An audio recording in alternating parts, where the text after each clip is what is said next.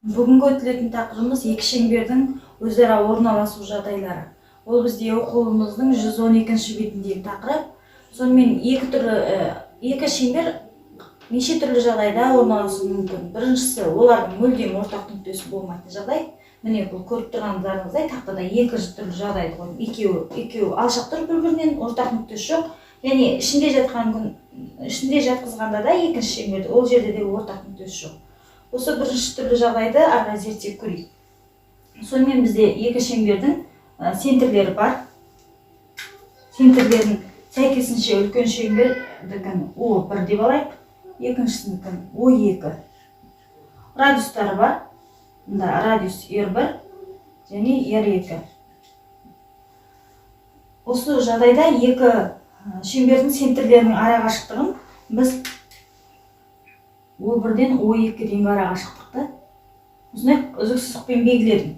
Осы арақашықтықты O1, O2 деп алсақ, O1 мен O2-ні бізге кішкене ыңғайлы болу үшін осы арақашықтықты бір D деген әріппен ауыстырып алайық. Сонда бұл D болды, мынау қызыл үзік сызығымыз. D-ның енді осы радиустарына байланысты қандай ерекшеліктері бар. Міне жерде кіші шеңбердің радиусы, үлкен шеңбердің радиусы екеуінің қосындысы, мысалы R1-ге R2-ні қоссақ, ол кіші болады жаңағы арақашықтықтан. Осы жағдайда, екеуі бір-бірінен алшақ тұрған жағдайда. Енді көріп тұрғандарыңыздан R1, екеуі қоссақ та бәрібір мынадаға жетпейді, өйткені мынау бөлік бар. Екінші түрлі жағдайда тағы да центрлер бар. Кіші шеңбердің центрі O2, үлкен шеңбердікі O1, радиустары бар. Мына жерде R1 радиус және R2 радиус бар. Ал арақашықтық O1 мен O2-нің арасы, ол тағы да D деп алайық.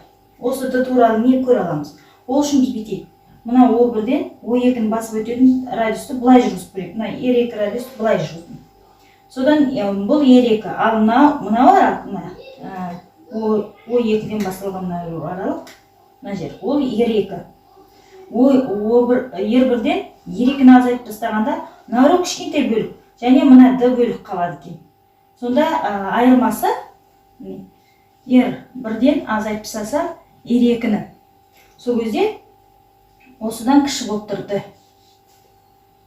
Өйткені айырмасы мына жер бар, тағы мына жер бар, D өзі мына жер ғана. Сондықтан айырмасы не? Бұл бірінші түрлі жағдай. Яғни қосындыларынан алшақ жатқанда бір-бірінен қосындыларынан артық болады, арақашықтық центрлерінің. Айырмасынан кіші болады. Мен кіші деп айтып тұрмын. Айырмасынан кіші болады. Екінші жағдайымыз, ол бізде олардың бір ғана ортақ нүктесі бар. Бір ортақ нүктесі бар.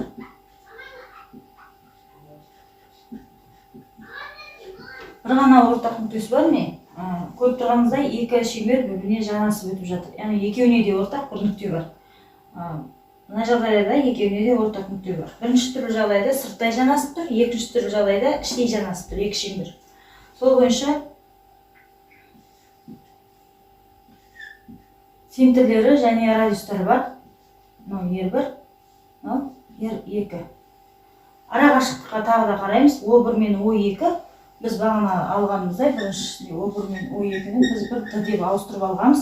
Сол D-міз екеуінің, қарап тұрсаңыздар, екеуінің қосындысына тең болып тұр. Онда D тең екі радиустың қосындысына тең болады екен, осы сырттай жанасқан жағдайда. Екінші түрлі жағдайда тағы да центрлері бар.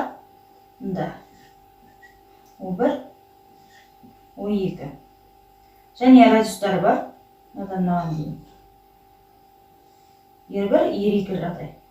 Радиусты сыртқа бөліп салып қояйын. R1 және R2 радиус бар. Арақашықтығы D. O1 мен O2-нің арақашықтығын көріп тұрмыз. Осы D жайын айтамыз. Бұл жерде үлкен шеңбердің радиусынан кіші шеңбердің радиусын алып тастасақ, бәрінің арақашықтықты беріп тұр. Яғни айырмасына да тең болады екен. Бұл жағдайда екі центрдің арақашықтығы тең.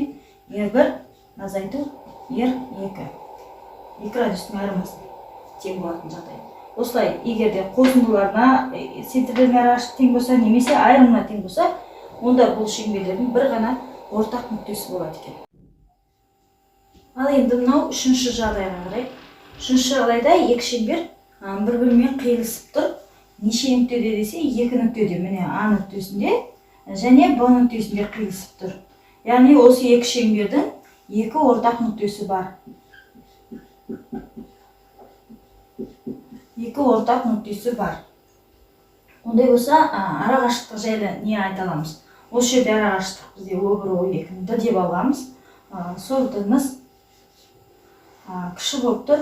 Екеуінің радиустарының қосындысынан кіші, айырмасынан үлкен.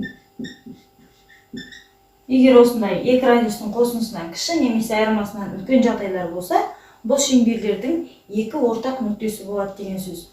Енді осы тақырыптарға біз есептер қарастырайық. Бірінші есеп.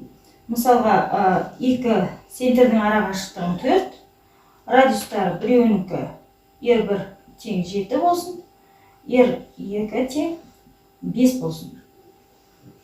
Бұндай жағдайда қараймыз. Бізде арақашықтық 4, ал екеуінің қосындысын көрейік. Радиустарының 12. Яғни R1 қосу R2 қосындысы артық болып тұр D-дан. Онда егер радиустарының қосындылары центрлердің арақашықтығынан артық болды деген сөз, осы екі шеңбердің екі ортақ нүктесі бар. Яғни екі шеңбер қиылысып тұр. Қиылысады. Бұның сызбасын сызбайық, осыдан білеміз екі шеңбердің қиылысатындығын. Келесі есепке қарайық. Центрлердің арақашықтығын тағы да 4 деп алайық. Радиус R1 тең 7 болып қала берсін. Ал R2 бізде 3 болса. Көрейік. Онда екеуінің R1-ден R2-ні азайтып тастасақ, 7-ден 3 азайтсақ 4 шығады. Яғни арақашықтыққа тең болып тұр. Бұл жағдайда радиустардың арақашықтығына тең болса, центрлерінің арасы айырмасына тең болса, онда бізде шеңбер іштей жанасып тұр. Іштей жанасады осы шеңберлер. Сызбасын сызудың керегі жоқ.